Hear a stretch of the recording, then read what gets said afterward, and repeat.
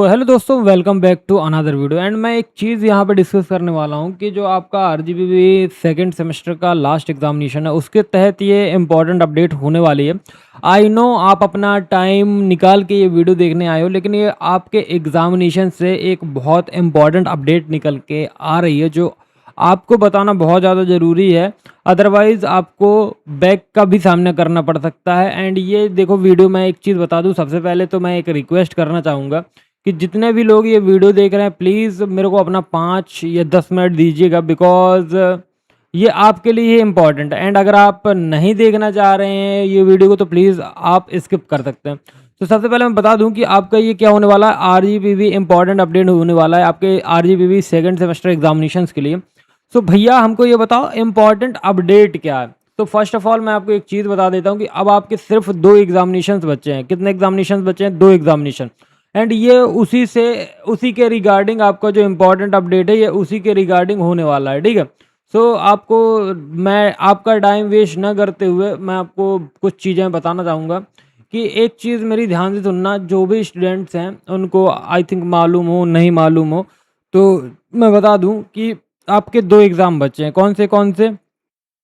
आपका ईडी और B triple E के एग्ज़ाम बचा है, सर बीसीई का।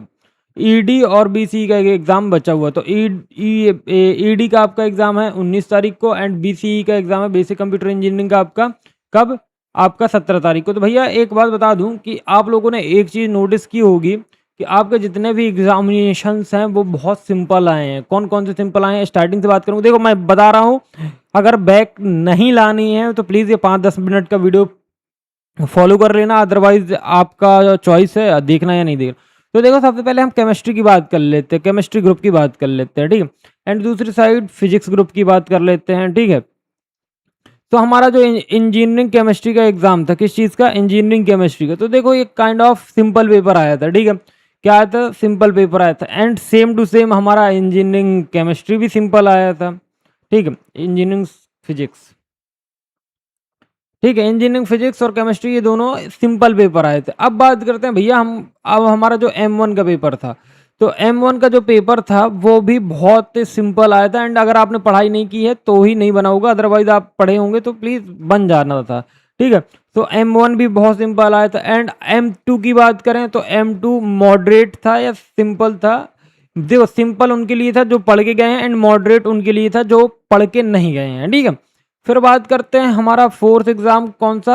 हमारा ये इंग्लिश फॉरेन कम्युनिकेशन, ठीक है। फोर्थ नहीं, थर्ड, क्योंकि बहुत से लोगों की बैक नहीं थी, ठीक है। बहुत से लोगों की बैक नहीं थी, बहुत से लोगों की थी। थर्ड एग्जाम हमारा केमिस्ट्री ग्रुप का English.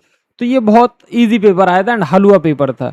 And same to same आपका यहाँ पे बीएमए भी बहुत सिंपल आया था, ठीक है। एंड हम बात करेंगे अब चौथे एग्जाम की, हमारा बी ट्रिपल ई। तो बी ट्रिपल ई का कल जो एग्जाम था वो बहुत शॉकिंग एग्जाम था, बिकॉज उसमें एक भी न्यूमेरिकल नहीं आए, मतलब 2 न्यूमेरिकल आए, वो भी छोटे छोटे से, एंड वो आप लोगों से बन गए होंगे।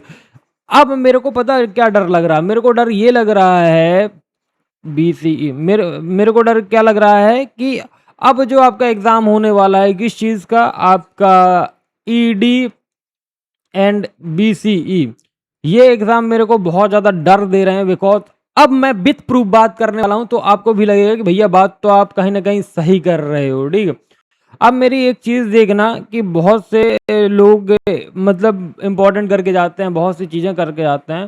तो यार एक चीज़ देखो, जो हमारा ये, पहले मैं इंजीनियरिंग ग्राफिक्स की बात करूंगा एंड फिर आपके किसकी बात करूंगा? आपके इसकी क्या बोलते हैं, बीसी की। तो देखो यहाँ पे आपको क्या पूछा है? कंपैरिजन। तो ये आपका क्या होगा? थ्योरेटिकल क्वेश्चन होगा। यहाँ पे आपसे क्या पूछ लिया गया है कि आपको ड्रॉ करना है क्या? वर्नियर कैलिपर, ठीक है। एंड आपका 30 मीटर रूल है एंड आपको क्या करना है आपका कॉइन का डायमीटर 33-30 है, फाइंड करना टेबल एंड प्लॉट करना, plot and name of laying the circumference of the complete 1 revolution, ठीक है। तो ये ठीक है। अब यहाँ पे आपको क्या बनाना है? HPVP बनाना है, ठीक है। और यहाँ पे भी देखो HPVP विथ VP ये आ गया, ठीक है। तो यहाँ पे ड्रॉ करना आपको projection of regular hexagonal laminar, ठीक है। नाउ देखो कैड का ये एक थ्योरेटिकल क्वेश्चन, ये आपका प्रोजेक्शन HPVP वाला, ये आपको what do you mean, what is mean by projection, ठीक है। पिरामिड के बारे, पिरामिड का क्वेश्चन आ गया एंड कोन ऑफ डायमीटर आ गया, ठीक है। ड्रॉ करना आपको sectional front view and true shape, ठीक। फिर कैड का एक थ्योरेटिकल क्वेश्चन आ गया, एंड आपका BHK आ गया, एंड ये आपका कंस्ट्रक्शन ऑफ आइसोमेट्रिक स्केल आ गया, एंड ये आपका आइसोमेट्रिक व्यू आ गया, एंड ये आपका epicycloid trace and line of tools and ये। तो देखो जो हमारा जून 2025 का एग्जाम था वो तो चलो काइंड ऑफ मॉडरेट था, लेकिन जो दिसंबर 2025 का था भैया क्या गजब पेपर आया था। जो लोग दे चुके होंगे उनको मालूम होगा भाई कि इतने बड़े बड़े क्वेश्चन, इतने बड़े बड़े क्वेश्चन। देखो स्टार्टिंग से तुमको दिखाता हूँ, तो इसीलिए मैं ये वीडियो बना रहा हूँ। तो देखो यहाँ पे तुम्हारे लिए क्वेश्चन, पहला क्वेश्चन क्या है, ड्रॉ करना है 45 30 60 एंड हॉरिजॉन्टल लाइन, ठीक है। फिर क्या है आपका without using protector, without using, ध्यान से समझो, ठीक है। 70 75 ये तो मतलब ये टाइप के क्वेश्चन ना कोई देता नहीं है ना इंपॉर्टेंट में देता है, तो इसलिए मैं बता रहा हूँ कि आपको इस टाइप के भी क्वेश्चंस करने हैं। ये नहीं कि मतलब आपको इम्पोर्टेंट के बेसिस पे जाना है, ठीक है। अभी टाइम है, आज 14 तारीख है एंड बहुत ज़्यादा टाइम है अभी, तो पढ़ो, ठीक है। देखो यहाँ पे discuss the significance of engineering drawing and engineering communication, explain lettering in engineering drawing, discuss करो इसके type and rules of good lettering, orthographic projection का थ्योरेटिकल, HPBP का एक न्यूमेरिकल, ठीक है। तो HPBP का न्यूमेरिकल और principle of isometric projection and isometric explain करो, ठीक है। एक्सप्लेन करो क्या हमारा आइसोमेट्रिक व्यू, ठीक है। फिर एक HPBP वाला ड्रॉ करो प्रोजेक्शन, ठीक है। एंड फिर एक चीज़ ध्यान से देखना, फिर ये आपका क्या हो गया, ये भी आपका HPBP हो गया, ठीक है। ये आपका क्या करना है, एक पाइप है जिसका डायमीटर इतना है, डेवलपमेंट करना, डेवलपमेंट ऑफ पाइप, आइसोमेट्रिक का आइसोमेट्रिक व्यू बनाई है, ठीक है।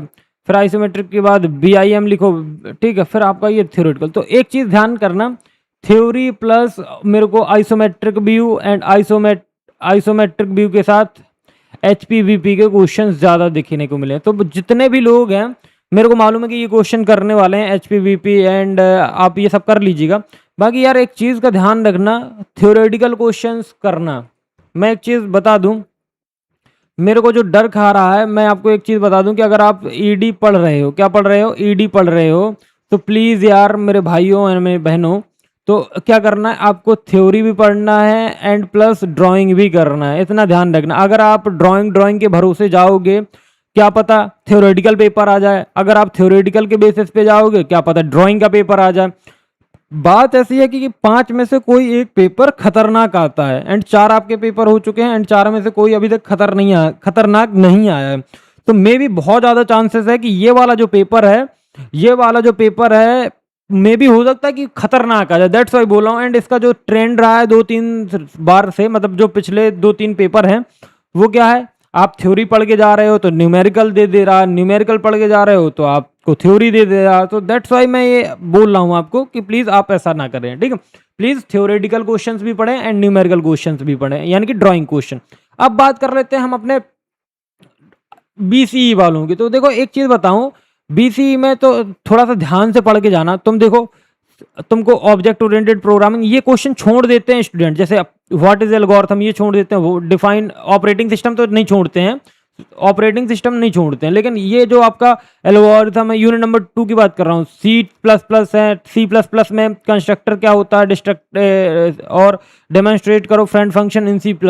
तो देखो यार एक बात करना, समझना, तुमने थ्योरी पढ़ ली कि फ्रेंड फंक्शन क्या होता है, लेकिन क्वेश्चन क्या पूछ रहा है, डेमोन्स्ट्रेट करो demonstrate the working of friend function in C++ with example. तो एग्जांपल पूछ रहा है तो तुमको कोड लिखना पड़ेगा मेरे भाई, एंड तुमको पढ़ना पड़ेगा। दैट्स वाई मैं तुमको बोल रहा हूँ कि थोड़ा सा ध्यान देना, ठीक है।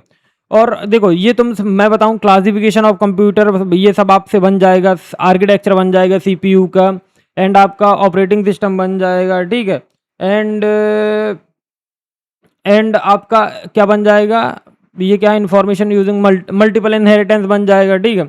एंड TCP/IP बन जाएगा, फायरवॉल बन जाएगा, एंड ये सारे चीज़ बन जाएगी। तो प्लीज़ थोड़ा सा क्वेश्चंस को देखो एंड थोड़ा सा एडवांस पढ़ना है इस बारी, ठीक है। देखो जैसे ये 4 क्वेश्चन आ गए तो 2 क्वेश्चन तो यहीं से देखो, अगर कोडिंग के क्वेश्चन आ गए तो तुमको 2 क्वेश्चन तो यहीं छूट गए, तो इसलिए तुम क्वेश्चन करना सीखो एंड अच्छे से पढ़ो, ठीक है। एंड बाकी देखो हर में C++, एरे वेरे ये सब देखो, C++ का एग्जांपल बताओ, C++ बताओ, ठीक है। तो यार ये तुमको करना पड़ेगा। एंड देखो पेपर जो है बहुत, इसका भी आपका जो ये पेपर है जो हमारा बीसीई का पेपर है फिजिक्स ग्रुप के, उनके भी सारे पेपर सिंपल आए हैं, तो दैट्स वाई मेरे को इसका भी डर लग रहा है कि यार कहीं आप लोगों का भी कठिन ना आ जाए, इसलिए थोड़ा सा अच्छे से पढ़ना। एंड एक चीज़ बता दूं आप लोगों के लिए, मैं एक चीज़ लेके आया हूं बीसीई के unit number 1 to unit number 3 complete diagram, जिसको जिसको आप मैंने बहुत अच्छे से, जैसे सपोज ये है यूनिट 1 का है, ये कौन सा डायग्राम है, क्लासिफिकेशन ऑफ कंप्यूटर। तो देखो एक चीज ध्यान रखना, computer computer there are 3 type, analogue computer, digital computer, hybrid computer. Digital computer कितने टाइप का होता है, डिजिटल कंप्यूटर के टाइप होते हैं super computer, mainframe computer, mini computer and micro computer, ठीक है। तो प्लीज इस टाइप के अगर तुम डायग्राम्स बनाओगे तो तुमको अगर 4 नंबर मिल रहे होंगे तो 6 नंबर मिलेंगे, ठीक है।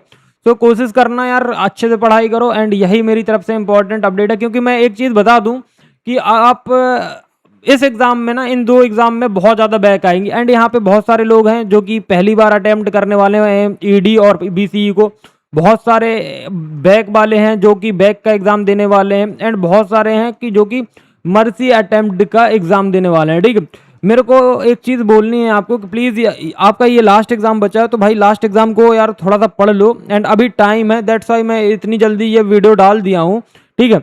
ये वीडियो इसलिए मैं डाला हूँ कि बहुत से लोग हैं ना कि यार देखो, मेरे को लिटरली मैं तुमको सच बोल रहा हूँ कि मेरे को अच्छा नहीं लगता आप लोगों का बैक आता है तो आप लोग परेशान होते हैं, टाइम वेस्ट होता है, एंड बहुत ज़्यादा परेशानी का आपका सामना करना पड़ता है। इसलिए मैंने ये वीडियो इंपॉर्टेंट अपडेट करके डाला है कि प्लीज़ आप लोगों को बैक अवॉइड करनी है, एंड प्लीज़ कोशिश करो कि यार बैक नहीं आए, आपका मेन एग्जाम हो चाहे बैक का एग्जाम हो चाहे मर्सी अटेम्प्ट हो, सारी क्लियर हो जाए। देखो अगर मर्सी अटेम्प्ट क्लियर नहीं हुआ तो सेमेस्टर बैक का तो तुम तय मानो, ठीक है। इसलिए मैं बोल रहा हूँ, एंड अगर तुम्हारा बैक क्लियर नहीं हुआ तो थर्ड सेमेस्टर में तुम जाओगे, थर्ड सेमेस्टर में तुमको चांस मिलेगा, फिर नेक्स्ट सेमेस्टर तुमको mercy attempt, and main attempt वाले अगर अच्छे से पढ़ेंगे नहीं तो उनका थर्ड सेमेस्टर में बैक लग जाएगा। तो इसलिए यार थर्ड सेमेस्टर बैक लग जाएगा मतलब ईडी का बैक लग जाएगा, ठीक है। तो यार कम से कम ईडी और बीसीई पढ़ो यार, कि हमें देखो अभी तुम्हारा सेकंड सेमेस्टर है, जब सेकंड सेमेस्टर का रिजल्ट आएगा तो यार प्लीज कोशिश करो कि तुम्हारे पास जब थर्ड सेमेस्टर में हो तो तुम्हें 5 सब्जेक्ट ही पढ़ने पड़े, ना कि बीसीई ईडी पढ़नी पड़े, ठीक है। तो आई होप तुमको सारी चीज़ समझ में आ गई होंगी, एंड ये जो डायग्राम्स वाला पीडीएफ है ये एक इंपॉर्टेंट वीडियो में डालूंगा, सो जाके देख लेना। एंड प्लीज़ यार, और मैंने बीसीई की लेक्चर्स अपलोड कर दिए हैं तो प्लीज़ जाके पढ़ लो यार। And thank you for watching, मिलते हैं नेक्स्ट वीडियो में, तब तक please do like subscribe and share, and ये वीडियो सभी को शेयर कर देना, ठीक।